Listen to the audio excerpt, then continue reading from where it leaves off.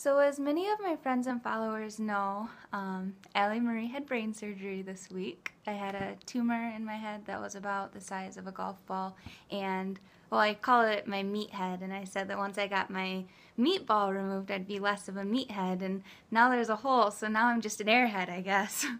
but but yeah, so I've been in recovery for the last few days. It's been interesting getting my pain stabilized. God has been very good with the surgeon. The incision is very clear. I have 23 staples in the back of my head right now.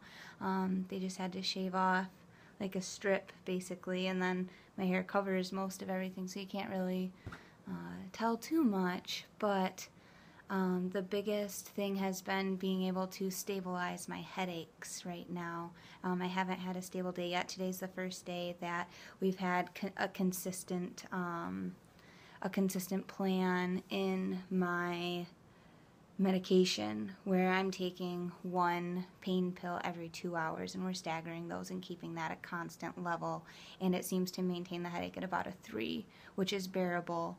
Unfortunately, some of these evenings it's been getting up to about a 9, and it has been extremely painful and uncomfortable. So thankful for hopefully a stable night tonight. That's what we're looking for. So I'm on the odd hours to receive the medication. But so looking at this from my Catholic perspective, so we are waiting on the pathology report still from the examination of what's going on. I'm getting warm, so I'm going to rotate this fan toward me. That'll be better. Excuse me, sorry.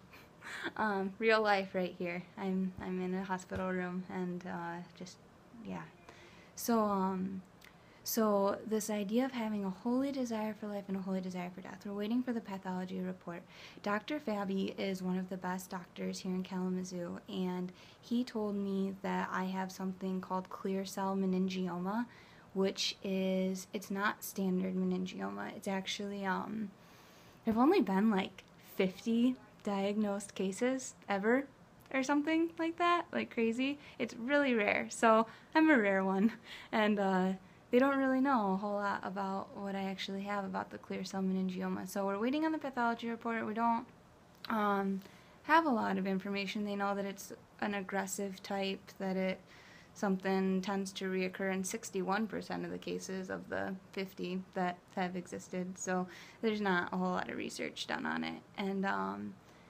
And so I'm at a place where I have completely no control, and everything's completely in God's hands, and I trust it, and I know that He has a good will for my life, and He has a good plan for my life, and I know that right now I'm taking it one step and one day at a time, and it really gives me an opportunity to have like the sense of urgency. So this idea of a holy desire for life, holy desire for death. So my older brother, my mom's firstborn son, also, he just passed away on Friday, on the 19th. And so far as we know, it's from natural causes. He has suffered from PTSD and has had a lot of pain. He had the anthrax vaccine when he was in the Air Force, and has just really had a rough time recovering from everything there. And so he passed away on Friday, and I have not cried. And I feel so at peace about him going. Recent conversations with him, I know that he was open and that he was getting to a place of peace and contentment with where he was. And I think that he's no longer in pain. I know that, and I know that he's doing better where he is now, and I can see him being, he had a gentle and kind spirit. I could see him being like friends with St. Francis of Assisi, with the patron saint of saints and animals, or of peace and animals, and doing that. So he was a good guy, and I feel so this holy desire for death is that my belief in the Catholic faith, our souls are eternal, right? Like, we live forever, and when we die, we go through this process with purgatory, which I've posted on before. Go look at it. If you don't agree with purgatory, fine, but it's this purification process, and if we're baptized, we have this confident assurance that that is where we go. And so unless we're like an F you, Jesus, like you are terrible, and I know that my brother was not there.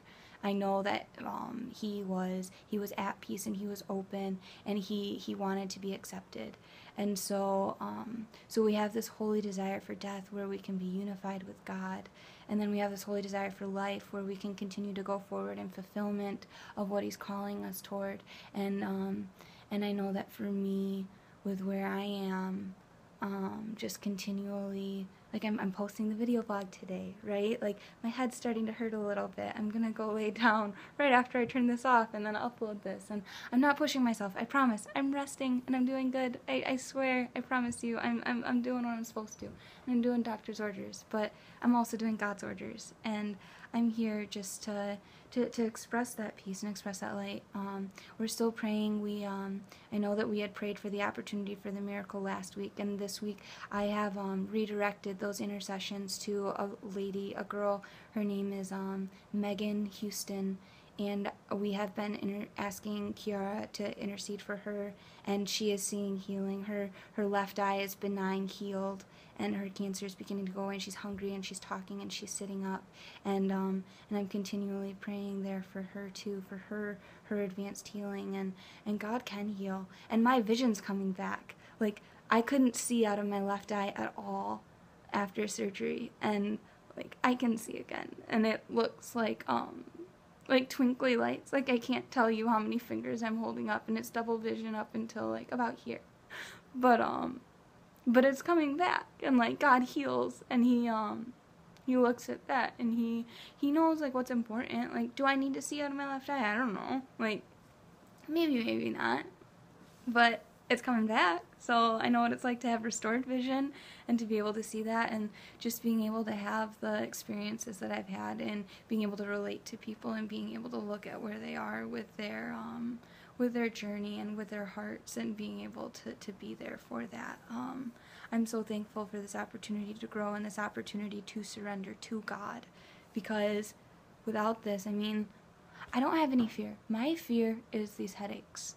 Like, my greatest fear right now is that a level 9 headache is coming back, because once it goes, it balloons and it goes.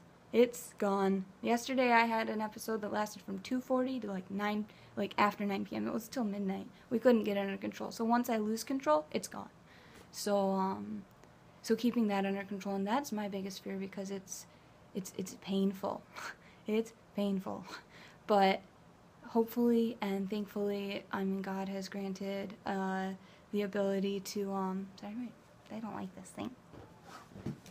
God has granted a bunch of stuff, though, and he's granted the ability to have the medication available that I would be able to be able to maintain that. And so when I look at the stability of God and the stability of like painkillers, I don't love the correlation, but it's still helpful, and it's beneficial to our health, and so we talk about being spiritually fit and physically fit. But just wanted to share, like the overall desire of the goodness, and this is a really long post, so I'm gonna go, and it's probably time for me to lay down anyway.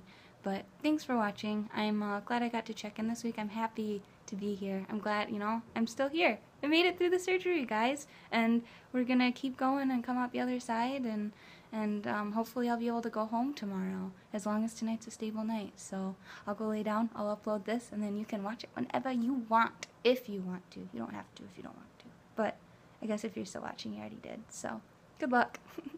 But we'll see you again next Sunday then, and I'll be sure to be posting any updates that I get from the pathology report and the doctor or anything like that, and keep everyone up to speed on how everything's going. So, but just know I'm a rare one, and we're gonna be walking along this together, and I really appreciate all the support and prayers, and I'm really enjoying just getting to know everybody here at the hospital, and it's like an all-inclusive resort. I just get to call. They even called me this morning and asked me if I was ready to order breakfast, and I was like, no, not yet. But yeah, that's basically all, though. So thanks for watching. I hope you guys have a great night, and we'll see you again next week, and I'll kind of just see you throughout the week chatting. So yep, have a great one. God bless, and keep praying the rosary, and keep praying for Megan, and we will see this miracle happen. So it's on its way. Thanks.